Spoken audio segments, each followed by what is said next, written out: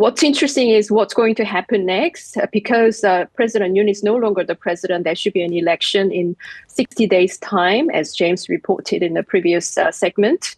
But the ruling party, People's Power Party, doesn't even have a presidential candidate. So they need to appoint their candidate as soon as possible by the end of this month. And the opposition parties will keep pressing charges on former President Yoon's other criminal charges, including the abuse of power, and also his wife, criminal and other sort of allegations against his wife as well. And this election, as you said, has to take place within 60 days. How do you see this election process playing out? The ruling party has already lined up potential candidates, and they are, competing for the seat to be elected as the next presidential candidate. On the other hand, the main opposition party, the Democratic Party, already has a candidate, Lee Jae-myung, and his case was found not guilty in last week's High Court decision. So it's clear that the main opposition parties has already prepared for the next election, but the ruling party is not ready yet. So it's going to be a very, very busy few weeks in the coming weeks. Absolutely. We're just looking at some live pictures from Seoul now. There has, of course, been a lot of protest action, both in favour of the president and against the president. Jay, are you able to talk us through some of the thinking behind both sides, I suppose, of these protests?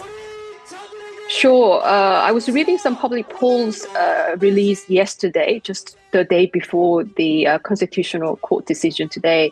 And there were 57% of the respondents was in support of the impeachment, whereas 35 to 37% were against the impeachment. So these 35 to 37% of the Yoon supporters, they are not very happy about the verdict, and they're going to keep undermining the election. And President Yoon also want to play some role in the party's selection of the next candidate as well. So he's not the type who will just stay silent and accept the outcome. We don't have a word from the former President Yoon himself yet, but it's likely that he will join the far-right YouTubers or other supporters to be visible in this South Korean politics in the coming weeks as well.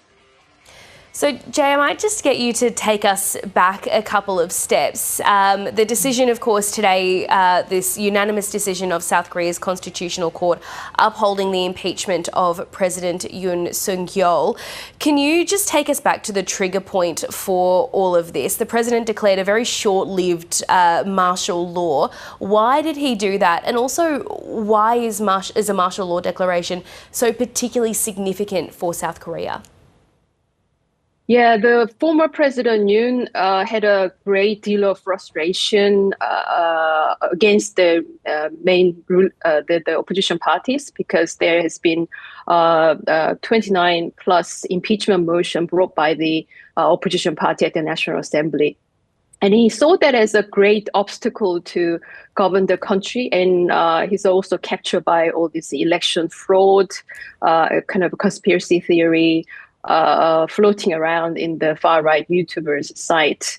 And because of this frustration and the doubt about the capture in this election fraud, he declared, instead of solving this problem in a democratic way under the Constitution, he chose to declare the martial law.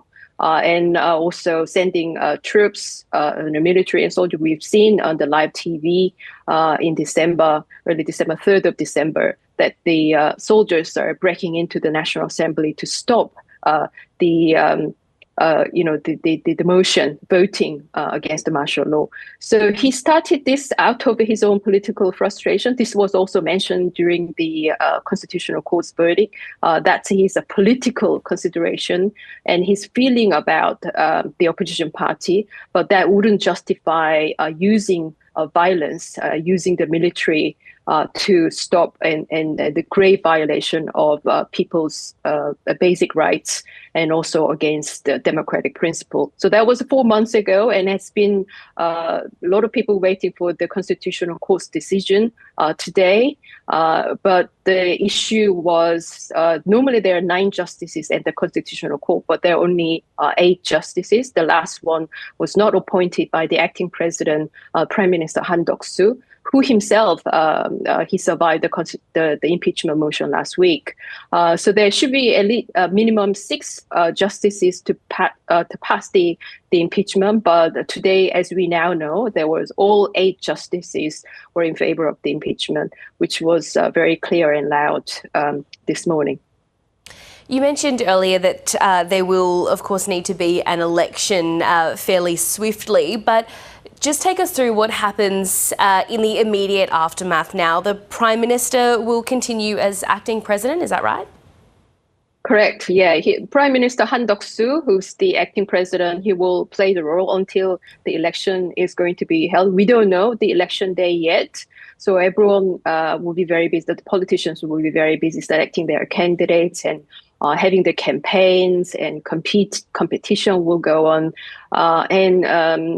And in the meantime, the former president Yoon, he loses all the privilege as a president. Now he's a private individual who has to face the criminal charges against him.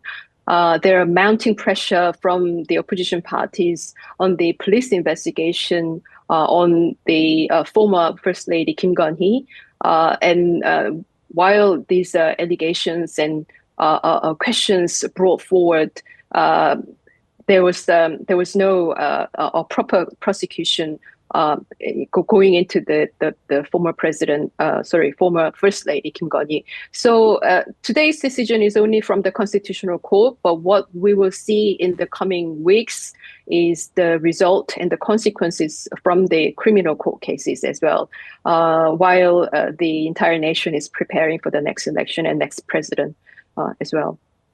Associate Professor of Korean Studies at ANU, Jae Song, thank you so much for your time. Really appreciate your insights. Thanks for having me.